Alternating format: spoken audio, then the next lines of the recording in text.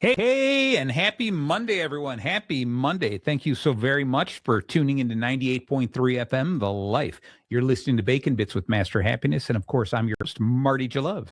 I come at you every single Monday night right here at 7 o'clock. And we talk about your job, your career, your vision made clear, the skills that you hone for the business that you own, the ups and downs, the smiles and frowns, where you're at and where you're bound. And if you miss any of today's episodes, definitely tune in later in the week to Spotify, to Apple Music, any place that you listen to podcasts.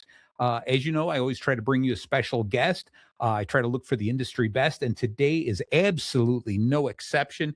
Today, I have someone very, very special. I want to make sure I get you on the right camera here.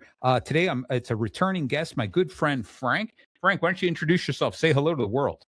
Hello, world. There you Pleasure go. to be here. There you go. Always a pleasure to be with Marty. Wow. You know what? I'm going to turn on your mic. That sounds even better. I was like, that's really echoey. Say hello one more time. Hello, world. Oh, nice. Does that There we work go. now? Yeah. I'm going to turn these down a little bit. Now I know why they were lower. Okay, this is always good. You know what I love about the show, the way the show starts all the time is the first 30 seconds is me playing with the board to make sure everything is okay. That's how much I care about you. Okay. All right. You are a giver. Yeah. Thank you, Frank. So, Frank, you and I have known each other for about how many years would you say now? I think it's going on 6. Has it been 6? Yeah, it is 2026. We met in 2020. That was COVID time. Okay. All right, I fine. round up. Yeah, exactly. Round up. It was 3. It felt like actually, 30. Actually, Okay. I met him in the parking lot. Okay. At a truck stop. Exactly. All right. Wow. Let's keep it clean. All right. By the way, I love I love the shirt. Okay. So today what we're talking about is something really, really special. And I think this is great. I wanted to cover this idea, and I thought about who would be the perfect guest for this. I needed to find somebody who has worked in in industry with many employees, working with managers and leading managers, leading smaller teams, leading bigger teams, etc. I needed somebody who's dealing with many employees. Couldn't find that person, so I got Frank on the show. You knew that was good. Thanks, Marty. I feel better already. All right, good. No. So Frank has got a lot of one-on-one experience working with supervisors, managers who are running smaller teams or groups with him, alongside him, under him, etc. And so today's show is all going to be about how we deal with toxic managers, toxic employees, and what are our steps? What are the options we have to do with that? So, Frank, let me throw it back to you because I want you to share maybe a story with you of an example of what you would consider either a toxic manager, someone who you worked for maybe, or someone who you've seen as a toxic manager, or share a story about a toxic employee. So back to you. As you know, I've been in the restaurant business for years. Yep. And I have seen many of these. And it's hard for people that are in the situation to identify it. Yeah. But when you walk in, you can clearly see it. It just seems obvious. Now, when you're saying because you being a supervisor or manager there, or you're saying how a customer would walk in and see it? I think a customer would see it as well. I agree. Typically. So, it's more about them. They like to put people down. Right. We've got a positive manager. We got a toxic. Yep. And I think that obviously when you got a toxic manager, which I do have a few examples recently, Sure. which I won't name anything. Yeah. Well, I like it because you do visit some other companies and you take a look at their management style. Right. Yes. Right. And I can see, so, I'm not in that, but I can see it from above, what level above, and you're looking. And you see these teams when they're treated poorly, and they're not being, addressed the way it should be. Right. They lower their production. Oh, completely. 100%. By far. I think you can lower it, if you got a toxic manager, you're lowering it by 35%. Easily. You got a positive manager who's really concerned and really enjoys their employees and wants to be positive, you can grow it by far. Right. So I see these people and I try to tell the owners, or as I do consult with these companies, and they don't see it. No. I don't understand. I think part of it is they find themselves too far away from the customer, or they're not watching the day to day. Now, a while ago, I did a whole series here on the show about the customer experience.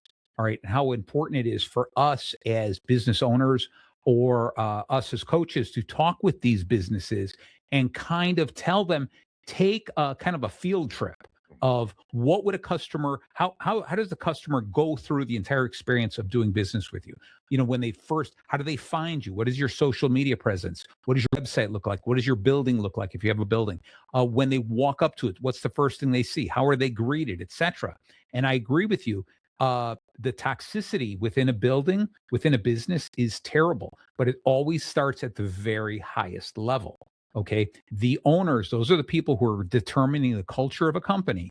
And those are the ones who are leading their team. And they've got to have constant conversations with that team to make sure that they're leading in the way that the owners want the company to be led. I agree. Yeah, yeah. And so I love how you jumped right into this whole idea. So master happiness, one of the tenets or the laws of master happiness is the idea that happy customers, or I'm sorry, happy employees create happy customers. It just is so true when you think about this. If I have a toxic owner, let's say, who treats his management team terribly, is mean, yells them, has no psychological safety, putting these people at odds, making them feel less than truly valuable. What's going to happen is they are going to treat their team members the same way, or sometimes they're going to be too afraid and they're going to side with the team against the owners, which is even worse sometimes, right?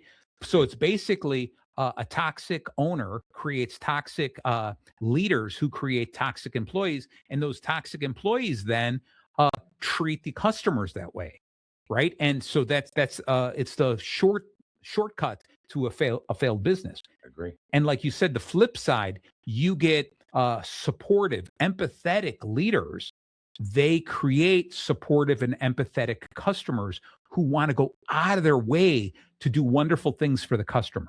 Okay. And the more you pay attention to this, and it's so important to have regular conversations with every level there. If I'm an owner, I'm going to have these conversations with every team leader. Every chance I get, I'm going to have those conversations with the individual employees to make sure the thing that I'm most passionate about, my dreams, are actually coming true. These are the people who represent everything that I built, right? And I want them to be the happiest. Let's call it this way. I agree. So, Frank, give me an example of anything that you, if you feel comfortable, obviously, something you've witnessed. And I don't want you to name names. I don't want, because we're not doing that. I've always made it a kind of a quiet rule here that on this show, that if there is some company that's doing something negative, I try not to mention the company itself. If there's a company doing something really positive, someone I want to use an example, I'm going to mention that company. All right. So just give me an example of some toxicity that you've seen and describe to me what you've seen happen. I'm going to say I was talking to an owner of a company, and I told him, these few employees, I was trying to help them out.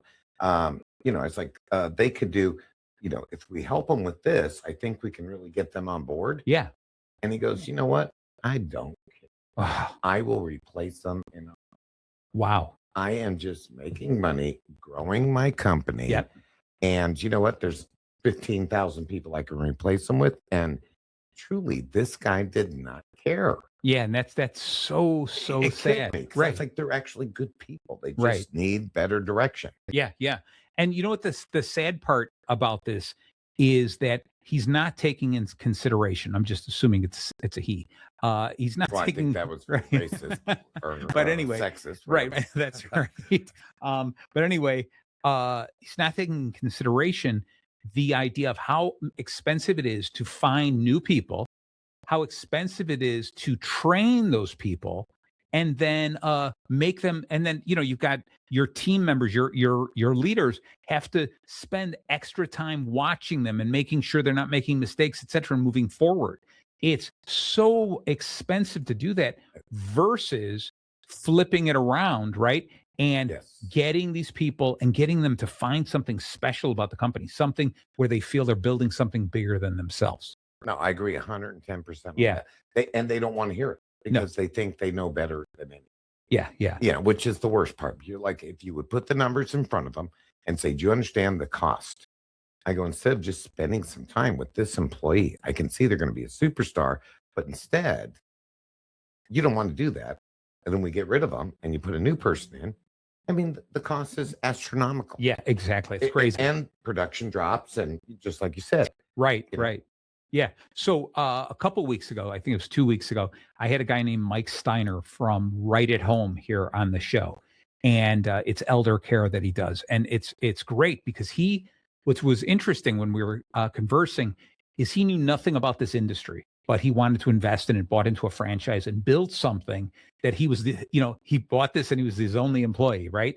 And now within a short period of years, that's probably, 10 years he's been working on it. He's got 120 employees. Wow. So he turned it into something special. And his whole thing was, I can teach skills, right? And people sitting there in an interview can tell me, oh yeah, I know how to do this and I know how to do this. I don't know about that until they're actually doing it.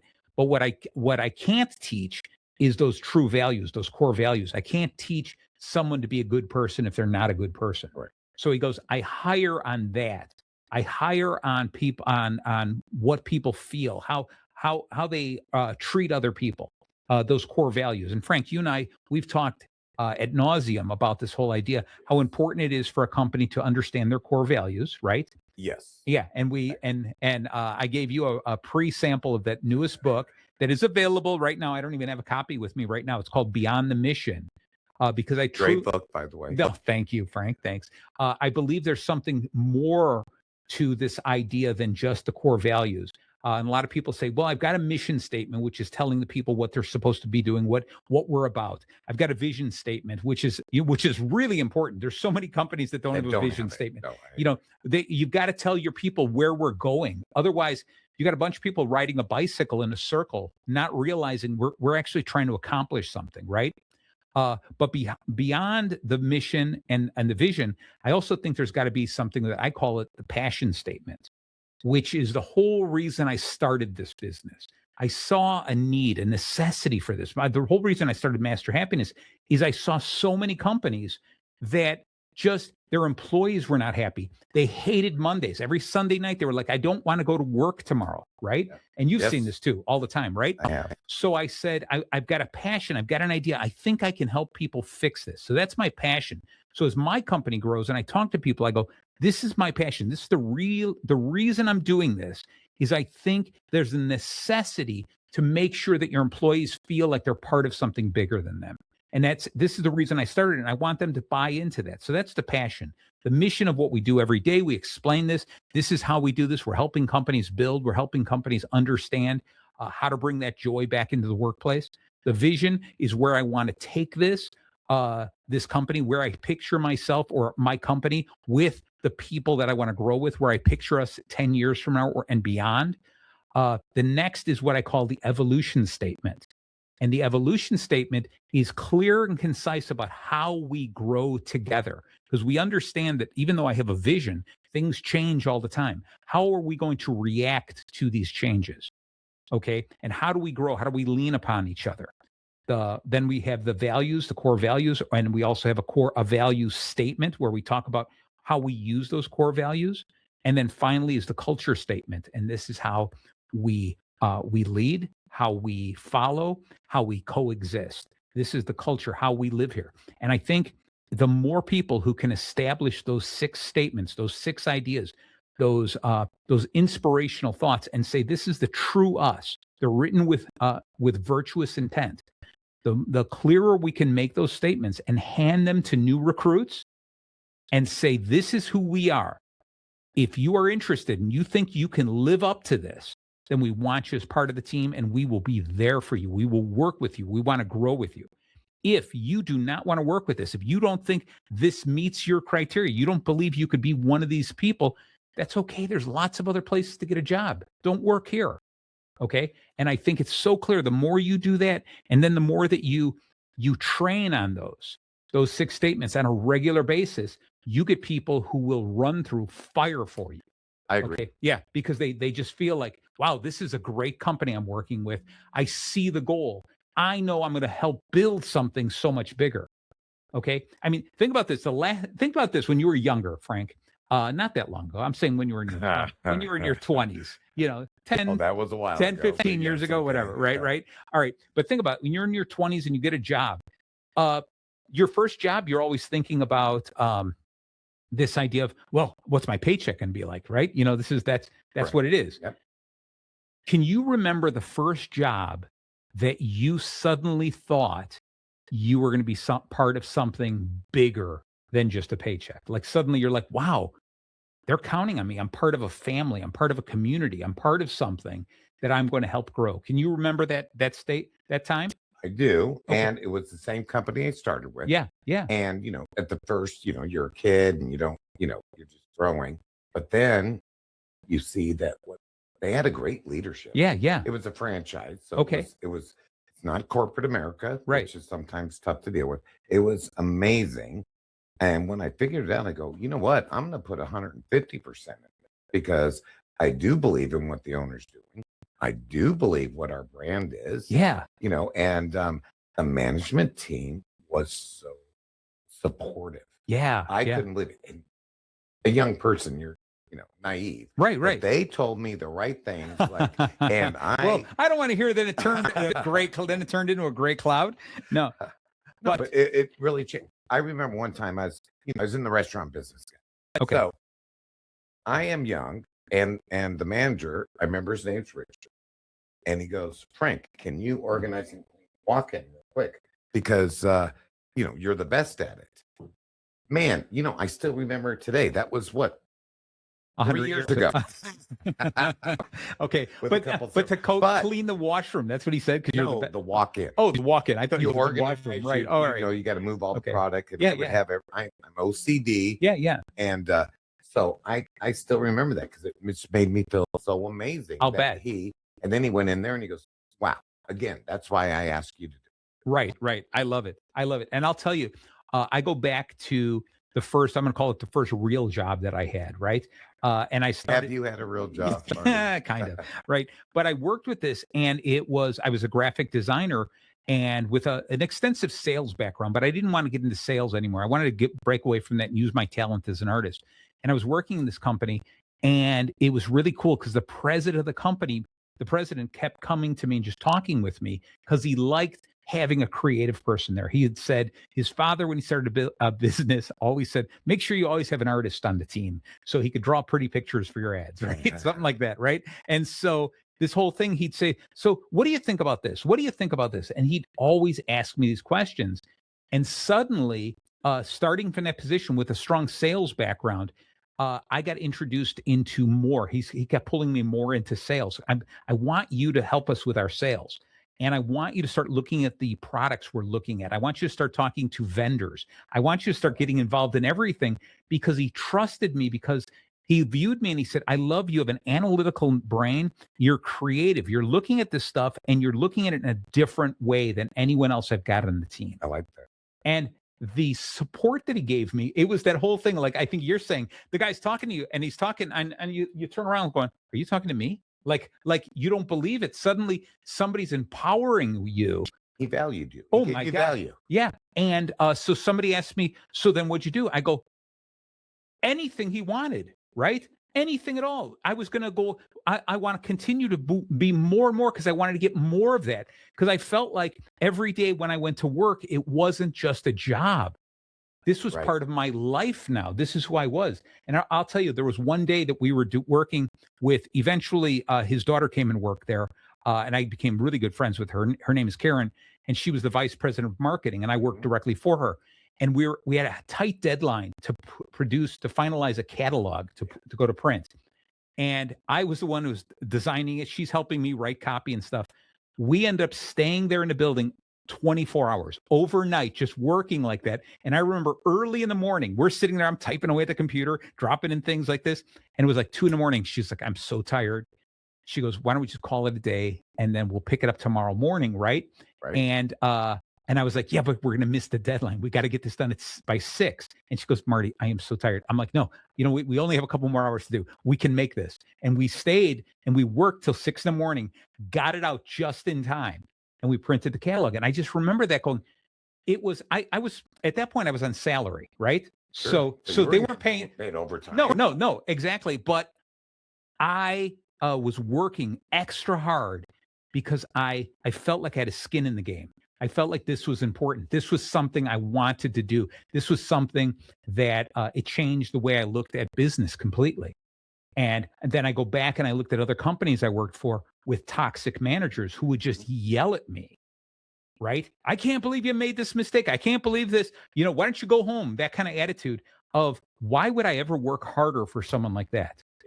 Yes. So this whole idea of this happens to us all the time. And we kind of beat this horse a little bit, this dead horse, about this idea, how important it is. And we're sharing these stories about how we grew, how Frank and I grew with the right type of management, those people who showed us something. And I think it's really important because even though I don't even work for that company anymore, and I look back at the company, I'm still connected with many of the people who run the company.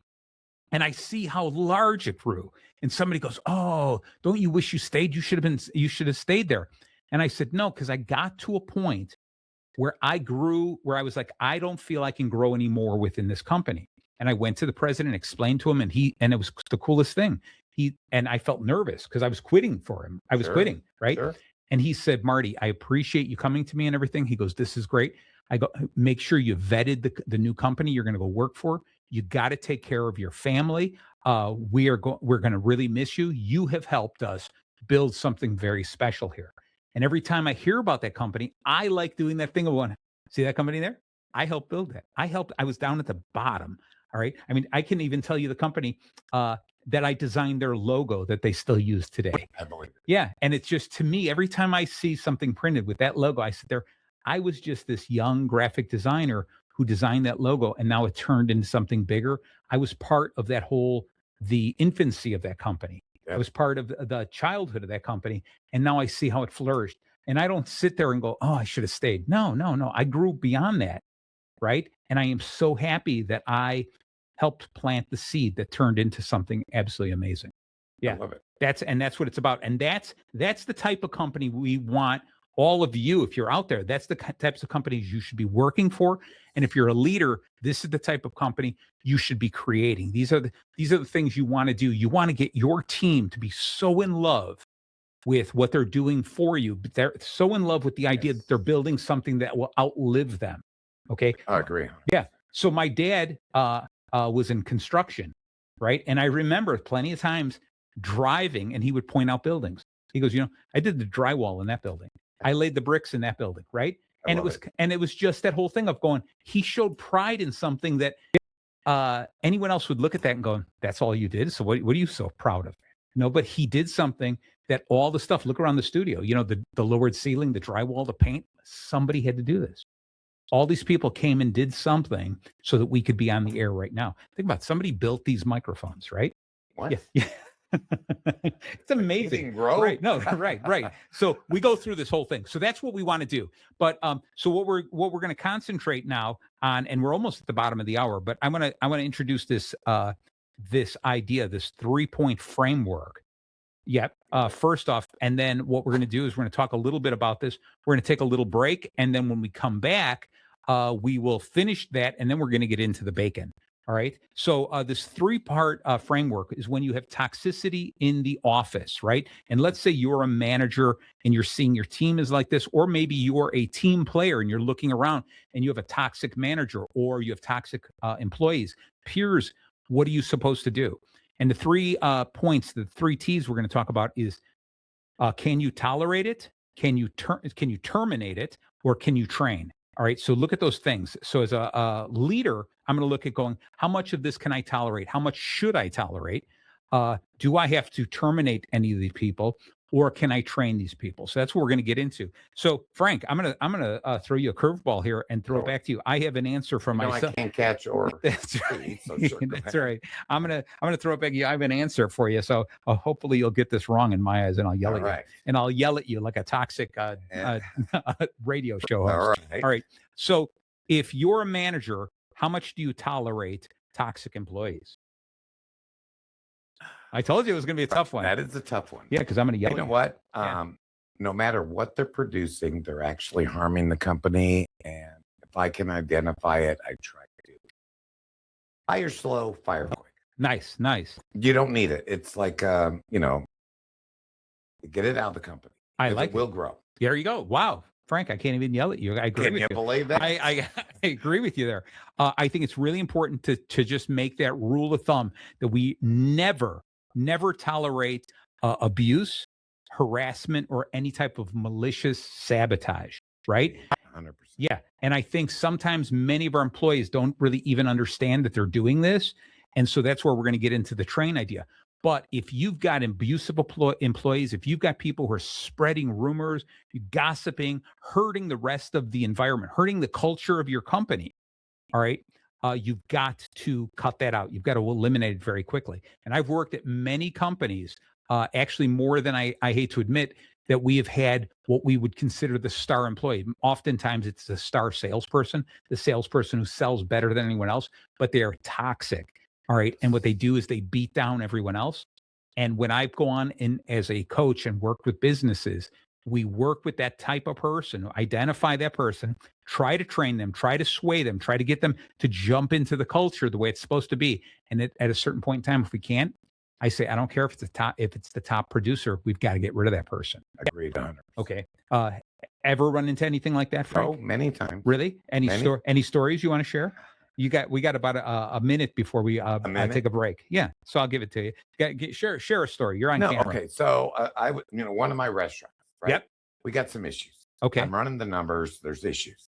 So I go there and I'm talking to the manager and I'm like, there's something not working here.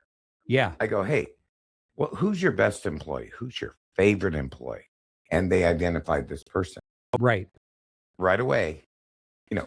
They will suck up to the top guy. Yes. And then behind their back, I go, oh, I thought you might say that. So I'm going to show you some videos of what this person does when you're not there. And it was horrendous. Wow. And they didn't believe me until I showed them the videos. Yeah. I'm like, how come you didn't see it? I saw it. Right. You didn't see this. I'm going to help you out. But it's amazing because they want to keep their value up. So they make some people. Yeah. I hear you. It is a different deal. All right. So we're going to be right back. We're going to take a momentary break to talk about some of the other shows here. And like I said, when we come back, we'll talk a little bit more about how and when, if at all, we tolerate, terminate, or train those employees. So please don't go away. We will be right back. And we are back. Thank you so very much for staying tuned in to 98.3 FM, The Life. You're listening to Bacon Bits with Master Happiness. I come at you every single Monday night. If you miss any of today's episode, just tune in later in the week to anywhere you listen to podcasts. We'll be there. Okay, so I have my friend Frank Bravado here, and we're talking about toxic employees, toxic managers. And the first thing we're doing is we gave some examples in that earlier in the first half of the show. Today, now at the second half, what we're doing is we're talking about this idea of the 3 T's: tolerate, terminate, or train them.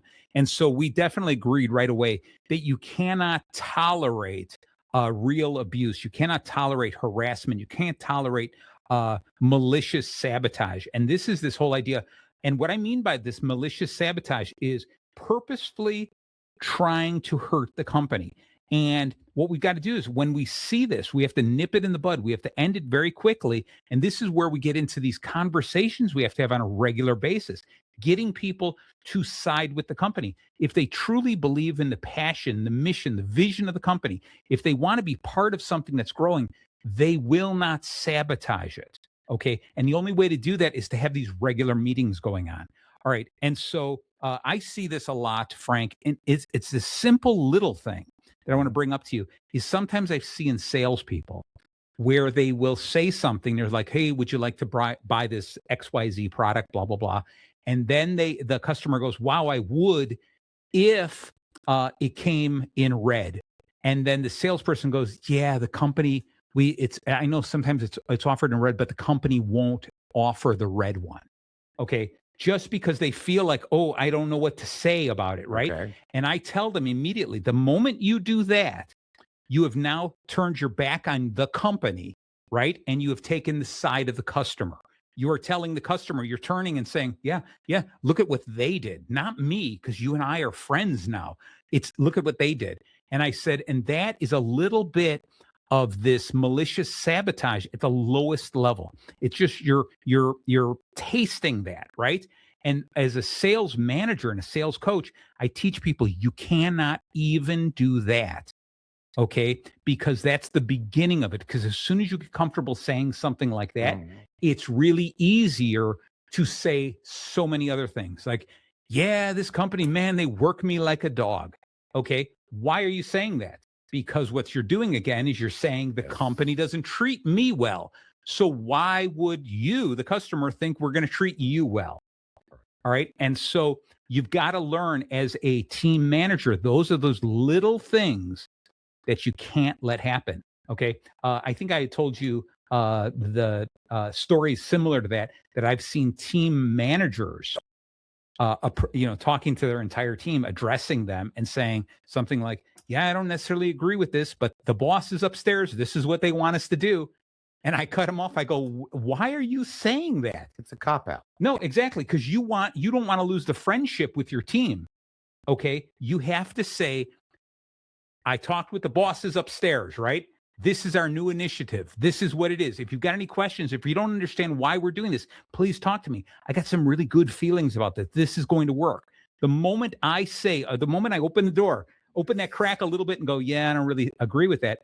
It allows everyone else going, I don't agree with it either. And then they're going to go out of their way to make sure it fails to prove you right.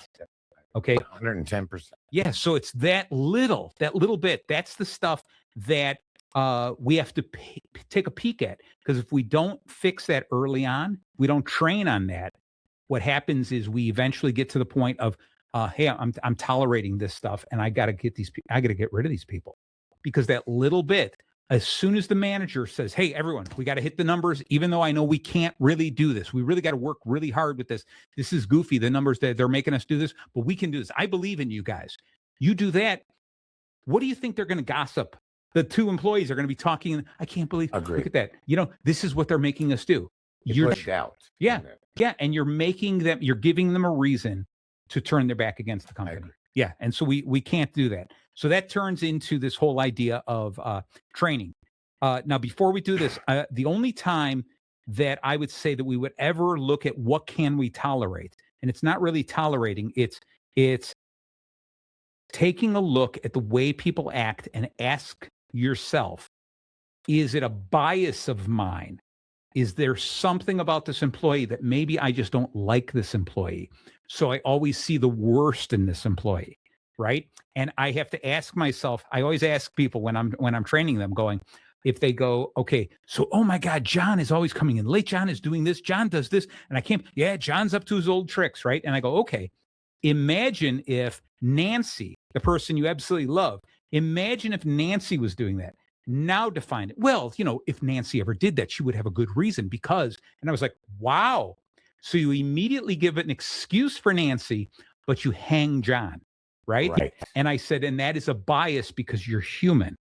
Okay. And I said, so one of those things when you get into that tolerate situation, before you pull that top employee, before you pull any employee because you think they're doing wrong, throw the situation to your best employee and ask the question, if my best employee was doing this, how would I handle it? I agree with you. Yeah. I got a story. Can I say it? Please. Okay. So I got a gentleman running a restaurant. Yeah. Right. Bad attitude. I didn't think he was doing well. I was biased. Yes. Yeah. Okay, from another city. Right. Yep. And then I told him something and he was in the right. Okay. I felt like he was attacking me. So I immediately got upset. I go, you know what? I'm going to be right there. Yeah. Right. Because I didn't think the numbers equaled what it should have been. I drive all this way, like an hour and a half. I get there. And this was my coming to Jesus. Yeah. I look around and go, probably one of the best looking stores they've ever seen. Wow. Every system is in place. Yeah. Right. It was amazing. And I go, you know what, Jason? Yeah. I was coming up here to let you go.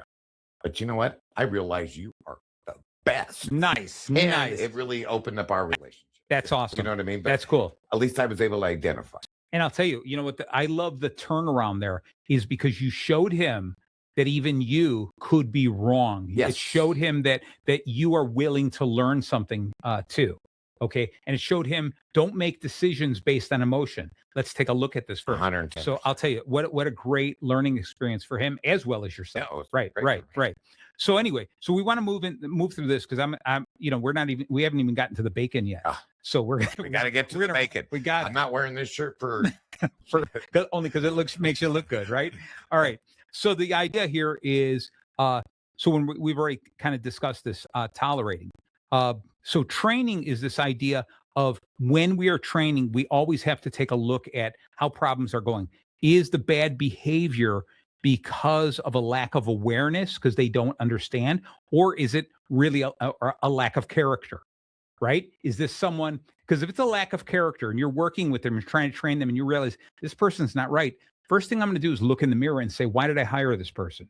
Because I obviously didn't hire them based on my passion, my mission, my culture, my core values, right? I hired him because maybe, wow, he was their top salesperson at this other place. I don't know why they let him go. Let us hire him. Well, they let him go for some reason, right? Yes, sir. So we have to take a look before we can train. We got to ask, is this person trainable? Is it maybe the problem is we're not clear on what needs to be done, right? And so when 100%. When the person is failing, right? That's only 100%. The last thing was 110%. Wow. I pretty soon maybe 90%. All right. Okay, 111%. There you go. So the idea is we got to train them, and it could just be that we're not being really clear. And we can probably have a whole other show on how to train people. So I don't want to get into that. And then lastly is when you look at this kind of thing, there are going to be plenty of people you're just going to have to terminate. You're just going to have to look at that and pull the plug. We've tried to train. We've realized that our core values don't match up. You're not trainable. You're going to continue to hurt other people. You're going to spread this vile, this negativity throughout our entire company, and we don't need you there. I've had plenty of employees that were star employees. Yep. Put them into management at a low level. Yep. And you have to let them go. It's like something, you have to evaluate it. Yeah. Some people can't do that. And I'll tell you, sometimes, you know what? I've seen this a lot. You find a good employee, you move them in management, and then they get cocky and they think they're better than other people and they change. And so the person I'm always going to blame is the person above them to say, are you working with them? Are you teaching them management skills? Are you teaching them how to be a good leader? Right. Okay. Because that's so important. Too many times we've got a hole. This is the best one. Throw them in. Ignore them. They go crazy. Yeah. And then you got a toxic manager. Right. Yeah, exactly. And it was just because you weren't clear with it. You weren't. Fault. Right. Exactly. All right. So Frank, I want to jump into this whole thing, the B.A.C.O.N method. So for those of you who've never listened to the show, I can't believe you. I can't believe you've never listened to the show. The show's called B.A.C.O.N Bits because we believe anything bacon touches becomes just a little bit better. Actually, a whole lot better. Okay. But we're not talking about the bacon for chewing. What do you want, Frank? We are talking about the bacon for doing. Wow. You've been on the show before, Frank. That's one line. That's all you had to do. So anyway, we come up with this acronym B.A.C.O.N about the 5 topics that we really think are important for this. And so the 5 topics when we talk about how to handle toxicity in the office is going to be B is boundaries. A is address the problem. C is chronicle. We want to start writing these things down. O is ownership. All right. And N is neutralize. All right. So when we get into this first thing, Frank, is boundaries. Is we have to set a very strong boundaries. When, let's say this whole idea, let's say I'm an hourly employee somewhere, right? I'm working and the owner or my manager in the middle of the night is sending me emails, right? And he comes back the next day, goes, I sent you an email at 11 o'clock at night. Why didn't you answer it? And you have to be able to say, because I have boundaries. I have my family time as well as I have my work time. For the same reason I don't pick up the phone and call my family during work hours is the same reason I cannot take work emails in the middle of the night. Now, I'll bend the rules because I feel passionate about the company. I understand the vision. I want the company to grow, but I cannot be at your beck and call 24 hours a day. All right. Especially if you're paying me hourly. Right. So there's something about that. You have to draw some boundaries and it's got to be you got to verbalize this. Oh, I agree. Yeah. Exactly. Even a salaried employee. Yeah, completely. It's clear. I agree with you 110%. No, back to 100. 112 now. 112. 112. Nice. Nice. I got to write this down. Yeah, exactly. Keep going up. All right.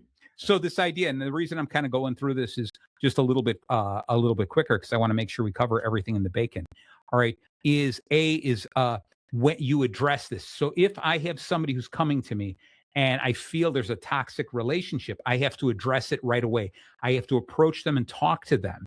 And hopefully what you do is you approach the person to person before you even get HR in there, because you want to make sure we're not blowing it up and we're not turning into something bigger. So the first thing is have a conversation.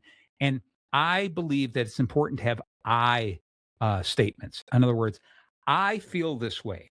I thought you meant this. I did this. You talk about yourself because that's the only thing that you really have permission and real ownership of. Don't go to somebody and say, you always do this and you always treat me bad. Okay. Because what's going to happen is you're starting a fight.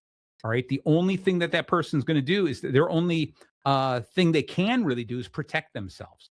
All right. Hopefully, even if you did that, hopefully they open up and go, I apologize. I didn't realize I was doing that. But either way, what I want you to do is I want you to address the problem with I statements and saying, I want to tell you that whenever we are together, I feel bothered. I feel like you look down upon me when you say that. I feel like you don't trust me when you yell at me. I feel this way, etc. You go through this whole thing. And hopefully by doing that, the person says, I didn't realize I was doing that to you.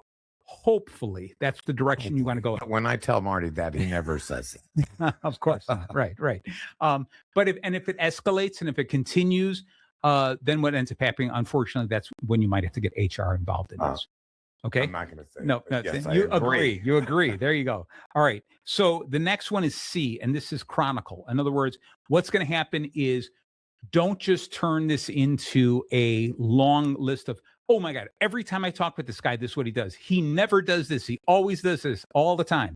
Because I'll tell you what, I say to people, can you tell me the last time he did this or the last time she did this? Do you have anything written down? I'm supposed to write this down? Yeah, unfortunately, yes. Yes. Because I have seen this over and over again. This person, every single time they do that, and you're like, all right, when you said every time, give me an example. Well, last Tuesday, they did this, this, and this. I'm like, okay, last Tuesday, let me write that down.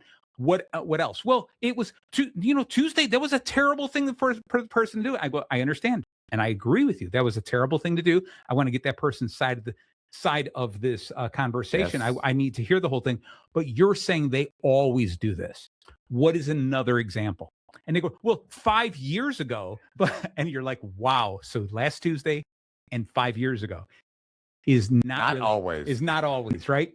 So it's important to write these things down. And it's not so much to build a court case, but it's also for yourself to look at it and saying, oh, you know what? This person, it's really not that often. This person is, there is a trend. There is a trend, right? Yeah, and it's hard evidence. Here's a copy of an email that I was sent. Yes. Here is something I took a note right after a phone call or a personal meeting. These are the things that happen because you need to show that, because then that's hard evidence. This is the stuff because you've got to allow that other person to explain their point of view. And if you're like, this has been going on for weeks and weeks and weeks, and I went to HR, and HR now is getting involved. HR is going to go, show me the proof. Right? Otherwise, it's your word against someone else's word. They come in, I can't believe that it would say that. I'd never act that way.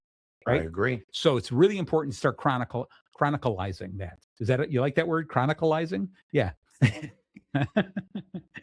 So in other words, start writing those things, make copies of the emails, etc. All right. Next is O in bacon here, and that is ownership. And that is this. You cannot control the toxic manager. You can only control the way that you respond to it. Okay. And Frank, have you ever been involved with a manager who just out of the blue just loses control, starts yelling at you? How do you normally respond to something like that, Frank? Here, I'll throw it back to you. I wish I could say I handled it well. Yeah. But it was emotional. Yeah. And so I got angry. Okay. Right. Luckily I have a good friend and they helped me talk me off the ledge, but it does. I think that's the first response. Sure. You're taking it personal. Yeah. Yeah. Right. And even though hey, I didn't do that, this is the wrong thing. You got to, it's not what you think. Right. And they don't want to hear it. And we don't want to start a fight. Exactly. There you go. So, Frank, there's this whole idea. You've heard about the fight and flight, right? Yes. All right. So it's stress management. When you're faced this massive problem, when someone's attacking you or something like that, the first two things are either you're the type of person who wants to fight or you want to run away from it, right? Now, there's also more to that. It's fight, flight, freeze, fawn, or flop. That's actually, there's 5 different responses. All F's. Right. I like it. Yeah, exactly. My name starts with an F. So we got the B.A.C.O.N, we got the 3 T's and the 5 F's. But let's just look at the fight or flight. Fight, flight, and freeze. Those top 3. When you look at that, too often what happens is a toxic manager starts yelling at somebody, right? And the person either freezes like a deer in headlights and doesn't know how to respond, right? Yes. They fight, they get angry. No, it's not my fault, it's your fault. And that's not going to solve anything because obviously the person who's yelling at you is already the type of person who likes to get angry. So going back and forth, right. Yes. And then the last thing is that flight. In other words, I'm going to run away from it, right? I'm gonna quit my job. Fine, I don't want anything to do with you. Or I'm going to break down and cry and react in a really negative way. So instead, you have to realize we're adults, okay? Those feelings, fight, flight, freeze, fawn, and flop, are natural reactions that are ancestral. All right, we've had them all along because we used to have real dangers in our life. Those dangers don't exist. The dinosaurs. Yeah, exactly. The dinosaurs, saber-toothed tigers, etc. And so when you think about now, a boss yelling at me, it's just someone raising their voice. And although it bothers us and it hurts us, we have to be able to say, I need to learn to rise above it. I need to be able to calmly say, okay, I'm listening to you. All right.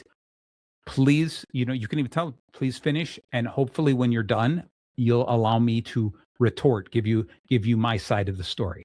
Okay. And maybe the person continues to yell and you say, I'd like to have this conversation with you, but it doesn't look like today or this moment is the best time. When can we schedule a meeting so we can talk this through? You got to be able to be the calmer one of the two. Okay. And Frank, I told you in the car the story. One of my favorite stories was I had a boss that was, oh my God, he screamed all the time, just yelling at people. And I used to see this all the time.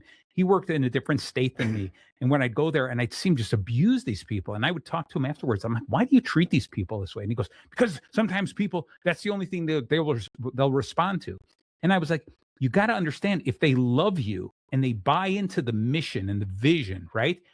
What they will do is they will work in front of you and behind your back. But if all you do is scream at them and yell at them, they stop working the moment you turn away, right? And I said, and so the one day he calls me and we're talking and he says, I need you to do this, this, and this. And I was like, no, we can't do that because of this. And I remember him yelling at me. What do you mean? You don't tell me what you can and can't do. I'm the one, blah, blah, blah. And he started yelling and he hung up the phone on me, right? Really angry. So I called him back right away. He picked up the phone and he's like, what? And I said, we got disconnected. I wanted to continue our conversation. So you had said blah, blah, blah. And I was like, this is why we can't do this. And that idea of coming back to him, I was not phased. I wasn't going to fight him. I wasn't going to freeze. I wasn't going to run away. I was going to come back to him and saying, we have to finish this conversation. He was the president of the company. I was the vice president. And I said, we need to finish this conversation so we can continue to move forward. And I didn't say the words, but he knew I was not going to be confrontational. I was going to be purely logical. There's no emotion involved in this. This is business. We need to move forward. Okay. And we had a great understanding. It didn't stop him from yelling at other people, but I did find him sometimes yelling at people and he'd turn and look at me and go like, oh, him again. Right. So maybe I curbed him a little bit, but so anyway, it gets back to this ownership. Yes. Is I can only control myself. I can't control those other people. I couldn't stop him from yelling, but I could definitely show him that he was not going to have the effect on me. Okay. And it's really important to do that. It doesn't stop you. It doesn't stop you from going to HR and saying this person's abusive. Okay. It doesn't stop that, but don't let it affect you in such a terrible way. Don't let it beat you up. All right. And then finally is this, is neutralize. All right. And the way I want you to neutralize is find your peer group, find mentors, find positive relationships where you can go out. It's not like you're not finding a gang to go beat up the toxic manager. No. And you're like, what? No, you're not doing that. What I want you to do is find people, positive people around you, and the people that you can talk to openly and say, was I in the right? Was I in the wrong? And find people who are going to ask you questions. One of the important questions are you just telling me your side of the story? Tell me more about what really happened. Could it have led up to this? Could there have been something you did that led up to this? Is it the third time this person's told you the same thing, right? That type of thing. You need a good, an audience around you to help you. And I got to say, yes, you're my peer group. Marty is the best. Oh, thank you, Frank. You're just saying that because you're wearing a cool shirt. I'm not okay with it. So, yeah, I think it's really important to surround yourself with those positive people. Don't be alone with that. So I think the B.A.C.O.N, the take home for us here, Frank, is it's boundaries, set boundaries. These are the things that I'm willing to bend. I'm willing to do extra stuff, but I'm not willing to go this far. A is when problems come up, don't assume the other people understand you. Address them with I statements. This is what I feel. Okay, because it could be, let them come back and go, well, that's not what I really meant, and it leads to clarity. Sure. C is chronicle things. If things are happening on a regular basis, start writing them down so that you have something really truthful to talk about when you're trying to fix the problem. O is ownership. Understand that I'm not the owner of their attitude. I can only own the way I respond. And N is neutralize your own feelings by surrounding yourself with good people. Right. And what will end up happening is hopefully when you unearth these people, these toxic managers or toxic employees, whether you're the team leader and you have to take care of it or you hand it off to somebody else, the three options they have are going to be they can either learn to tolerate it, which hopefully they don't. Right. All right. They can train those people and hopefully fix the problem. Or in the end, they have to terminate people. That's what it comes down to. I wish there was an easy thing. I wish there was a magic wand that you just had to wave and say that's the end of it, and the toxicity disappears. But unfortunately, it doesn't. And I think the main culprit for toxicity, Frank, is that lack of clarity throughout the company. Not enough good conversations. I'm not telling people go out and have more meetings because most people don't want any more meetings. Well, yeah, that's all right. It's just having better meetings, having clear conversations. All right. So, Frank, we're at the top of the hour. What's your last words? I hogged most of today. I spoke most of the time. I'm sure I enjoyed every bit of it. Thank you. You and I are always on the same page. Truly, you are a gifted man, and I do appreciate all that. But everything you said is 100% true in business. It's, you do need to cut out toxic people. Yeah. It's taking the weeds out of the garden, right? Yeah, you don't understand how it will hurt your business. Yeah. There's no doubt. Right. Thank you very much. And thank you guys all for staying tuned in for the entire show. If you missed any of today's show, again, shame on you, but that's all right. Give me a day or so and the recording will be up on every podcast or almost any podcast station that you listen to. Look up Bacon Bits with Master Happiness and tune in next week. I think next week is going to be, if I'm not mistaken, I think I know exactly who it's going to be, which is good. It's going to be okay. a good friend. No, it's part 3 of I have a happiness coach. Betty Lawrence Waters come in. This is part 3 of this 3-part series on happiness, and it's the science of happiness. I have been learning so much from her. I do enjoy when you're having conversations with Betty. Yeah, she is an absolute gem. And the first time she came, she brought me all these bacon maple donuts. Last time she brought me a T-shirt and a cap. I can't wait to see what she brings me this time. A new car. There you go. New car for everybody.